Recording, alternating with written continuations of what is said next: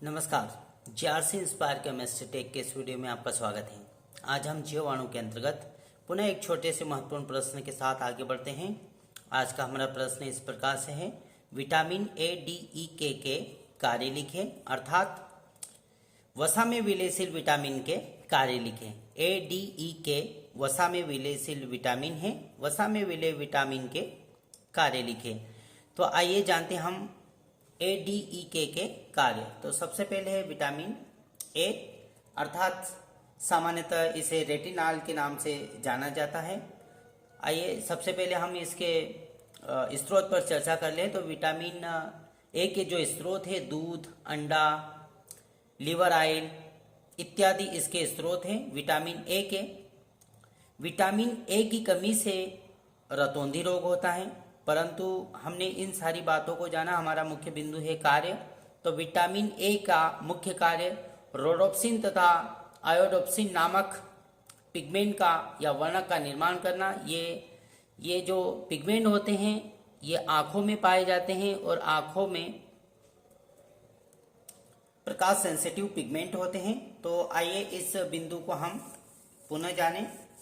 तो हमारा पहला बिंदु इस प्रकार से था, विटामिन ए के कार्य।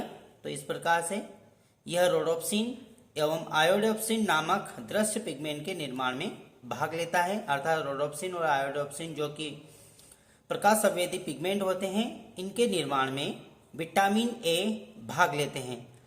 तो हम कह सकते हैं आंखों की अच्छी रोशनी के लिए विटामिन ए आवश्यक है। यदि विटामिन ए की कमी हो जाएगी तो रतौंधी रोग हो जाएगा। तो हम पुनः कह सकते हैं इस रोग को दूर करने के लिए दूध, अंडा, लिवर ऑयल इत्यादि का प्रचुर मात्रा में सेवन करें।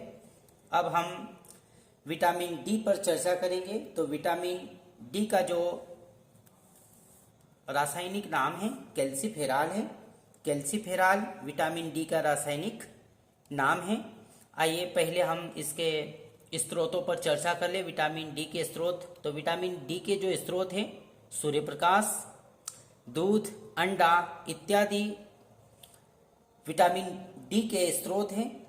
इसकी कमी से होने वाले रोगों पर चर्चा कर ले। उसके पश्चात हम कार्य पर चर्चा करेंगे। तो विटामिन डी की कमी से रिकेट्स रोग हो जाता है, अर्थात हड्डियां कमजोर हो जाती हैं।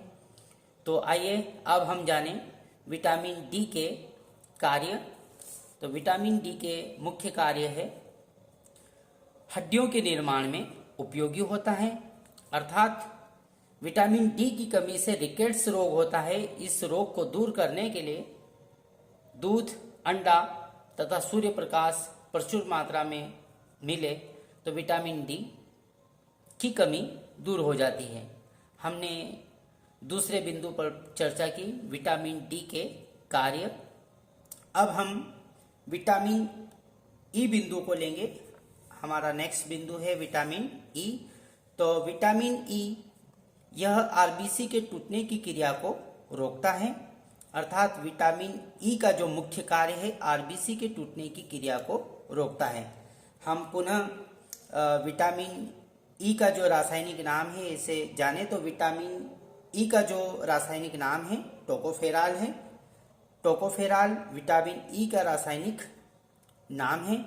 यदि इसके स्रोतों पर चर्चा करें, विटामिन ई के स्रोतों पर चर्चा करें, तो विटामिन ई के स्रोत जो हैं बीज, फलियां, अंकुरित बीज इत्यादि इसके स्रोत हैं। विटामिन ई का जो मुख्य कार्य है आरबीसी के टूटने की क्रिया को रोकता है। साथ ही साथ विटामिन ई की उपलब्धता से प्रजनन क्षमता में वृद्धि होती है। तो हमने विटामिन ई के बारे में जाना। अब नेक्स्ट और लास्ट जो वसा में विलेयशील विटामिन है विटामिन के। तो विटामिन के स्रोतों पर हम चर्चा कर ले। पहले विटामिन के जो स्रोत है दूध, दही, पनीर इत्यादि विटामिन के स्रोत हैं।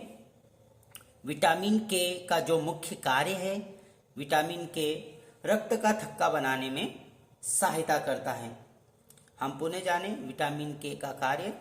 तो विटामिन के यह रक्त का थक्का बनाने में सहायक होता है। अर्थात विटामिन के की कमी की वजह से रक्त का थक्का नहीं बनता है। तो विटामिन के रक्त का थक्का बनाने में सहायक होता है। अर्थात हम कह सकते हैं विटामिन के की पूर्ति के लिए दूध, दही, पनीर, मांस इत्यादि का प्रचुर मात्रा में सेवन करें या ले तो विटामिन के की कमी की पूर्ति आसानी से हो जाती। इस प्रकार से आज हमने इस छोटे से महत्वपूर्ण प्रश्न को जाना। Thank you.